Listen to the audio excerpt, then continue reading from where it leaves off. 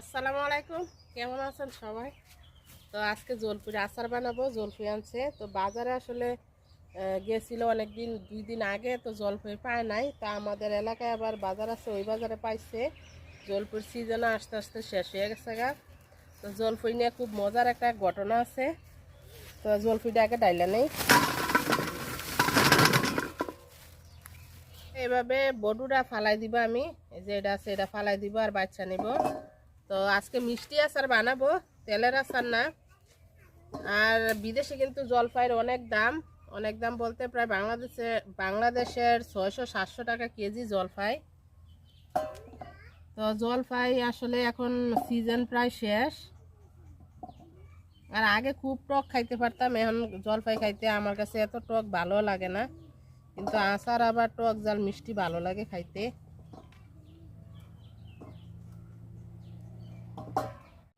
তো জলপাইগুলো আমি দেখেন ধুয়ে নিয়েছি। ধুয়ে এই যে এরকমভাবে করব। এই যে একবার ধুয়ে আনছি, কিন্তু আবার ধুবো আমি পরে।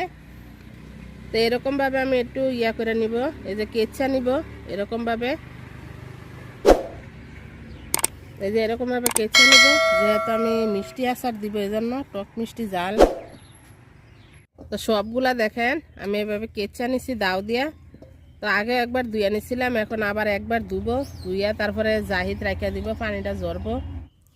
তো আমি দেখেন কয়েকটা মরিচ, তেজপাতা, এলাচ, দারচিনি, তো 2-3টা এই যে লং দিয়ে আগে এটি বাইজানে, যেহেতু এগুলা বড় জিনিস। আর এই যে এখানে নিয়ে নিছি পাঁচফোড়ন। তো এটা আগে হালকা বাইজানে মরিচগুলা, তারপরে পাঁচফোড়নগুলা দিব।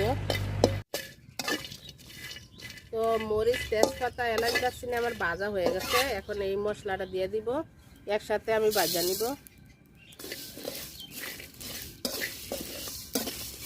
আসলে এগুলো আনছে বাজার থেকে, কিনে আনছে সবগুলাই বাজারের, কিন্তু প্যাকেটে ছিল এই যে 3 রকমের মশলা। তো মশলাটা আমার ভাজা হয়ে গেছে, আমি চুলাতে নামাই এলেছি মশলাটা। তো হালকা একটু ঠান্ডা করে তারপরে পাটা বাইটা নিব। জলপাইটা আমি ধুয়ে রাখা দিছি পানিটা ঝরার জন্য। আর আমি মশলাগুলো রাখা দিছি পাটা ঠান্ডা হোক, তারপরে বাটবো মশলাগুলো, গুঁড়া করবো আমি। তো এখন পাতিল বসাই দিছি। তো এখন সরিষার তেল দিয়ে দিলাম পাতিলে, খাঁটি সরিষার তেল এটা। যেহেতু আমি মিষ্টি আচার বানাবো, এজন্য তেল এত বেশি দিলাম না। 3টা শুকনা মরিচ দিয়ে দিলাম তেলে, আর দিয়ে দিব তেজপাতা, আর দিয়ে দিলাম এই যে আস্ত রসুন দিলাম। আমি রসুনটা থেতো করে দিলেও হয়, কিন্তু আমি আস্তা দিলাম, আমার কাছে ভালো লাগে আস্তা রসুন।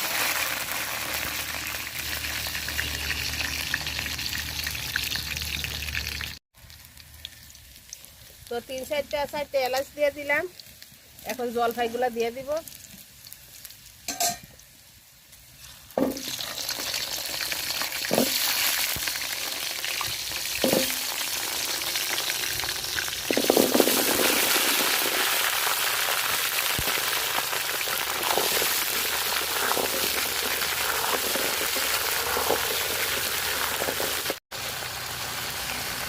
একটু হলুদ গুঁড়া দিয়ে দিলাম কালারের জন্য, আর দিয়ে দিব লবণ।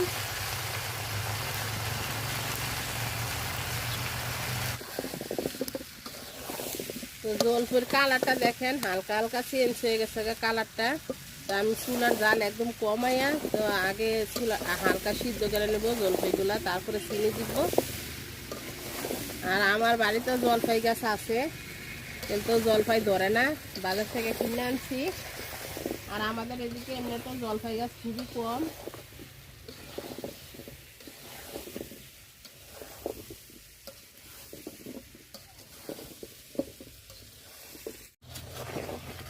তো জলপাইটা দেখেন কালার চেঞ্জ হয়ে গেছে।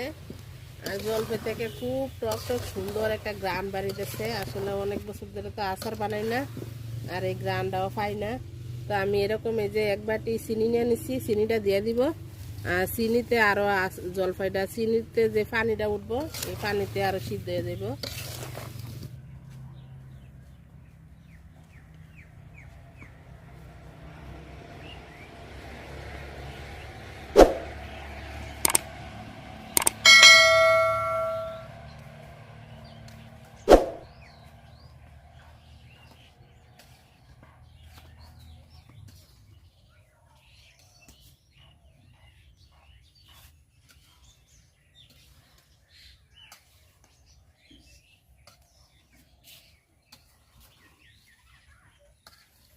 চিনির থেকে দেখেন কতখানি পানি উঠছে, এটা সব চিনির পানি। আমি কিন্তু একটু পানিও দেনে, আর জলপাইগুলো ধুয়ে আমি সাইকে রাখছিলাম। তো এখন আস্তে আস্তে জাল দিব, আর এই যে চিনির যে শিরাটা এটা জলপাইয়ের ভিতরে যাইব আস্তে আস্তে, আর রসুনটা আমার একবারে গইলা যাব। তো এটা হইতে থাক, আমি যাইয়া এই যে পাঁচফোড়ন আছে, পাঁচফোড়নটা গুঁড়া করে নেই। তো এই যে পাঁচফোড়নটা ঠান্ডা হয়ে গেছে, গুঁড়া করে নেই।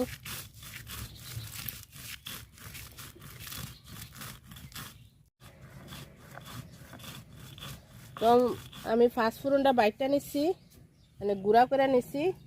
তো এখন তুলে নিব।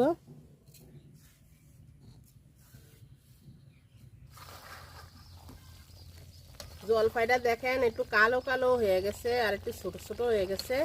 তো ঝোল আরও আছে, আমি আরও জাল দিব, শুকাবো। তো আমি এই যে পাঁচফোড়ন যে গুঁড়া করছিলাম, তো মশলাটা পুরাটা দিয়ে দিব, এটা দিয়ে আর একটু জাল দিব। তো জলপাইয়ের ভিতরে এই মশলাটা পুরাটা যাইব গা, আর আচারটাও দেখতে সুন্দর লাগবে, কালো কালো হইব। তো এখন আমি শুধু হালকা জাল রেখে চুলায় লাড়বো, আস্তে আস্তে হয়ে যাবে আচার।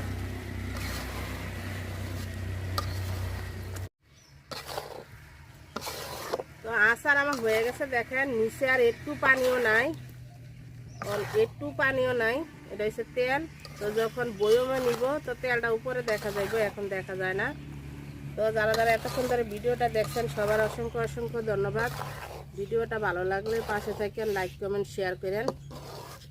আর আমার বাড়ির চারিদিকে দেখেন পাখি কি সুন্দর ডাকতেছে, মনে হয় যে রূপকথার দেশে আছি, মানে অনেক ভালো লাগতেছে পাখির ডাক।